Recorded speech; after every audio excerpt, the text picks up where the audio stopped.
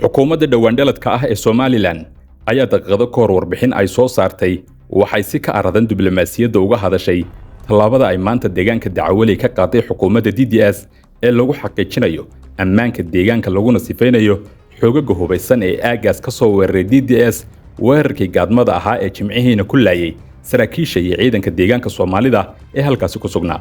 war-saxaafadeedkan oo uu soo saaray wasiirka amniga gudaha Somaliland waxa uu si qayaxan ugu dhawaaqay in ay xukuumadda iyo ciidanka DDS xasuuq shacab xoolo-dhaqato ah oo ba'an ka geysteen Dacwaley waxa uuna ku tilmaamay wax ka fog lidina ku ah xuquuqda aadanaha iyo dawladnimada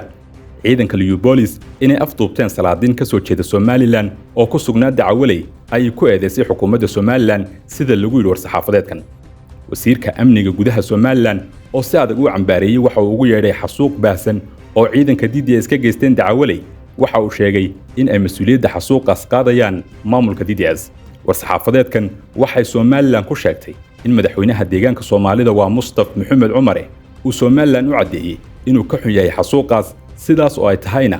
war-saxaafadeedkan ay Somaliland ku sheegtay inay dacwad gaarsiisay dawladda federaalka Itoobiya waxayna sheegeen in federaalku u ballan qaaday inay berrito wada hadal kula yeelan doonaan xadka Somaliland iyo DDS waa sida lagu yiri war-saxaafadeedkan ka soo baxay Somaliland kolka ay halkaas marayso war-saxaafadeedkan ay Somaliland galabta soo saartay ayaa banaanka keenay kamid ahaanshaha xukuumadda Somaliland ee duulaanka maalmahan xarshin iyo caali dhexdooda kaga socda DDS taas oo tuhun badani ku gadaamnaa maalmahan balse aynan hadda ka hor cadeysanin xukuumadda cusub ee Somaliland sidaas oo kale wasiirada xukuumadda cusub ee Somaliland ayaa ku qulqulaya booqanayna cisbitaalada magaalada Hargeysa ee la gaarsiiyay dhaawacyada ka dhashay dagaalka maanta ka taagan Dacwaley ee gudaha DDS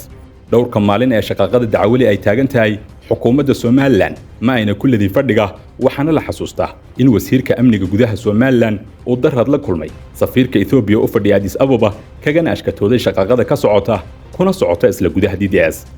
kolkan waxay jawaabtu hortaallaa xukuumadda DDS oo iyadu warbixintii amni ee dora soo saartay ugu mahad celisay maamulka Somaliland kuna sheegtay walaal u hagarbaxaya ka shaqaynta nabadgelyada gudaha DDS iyo darisnimo wanaaga adigana maxay kula tahay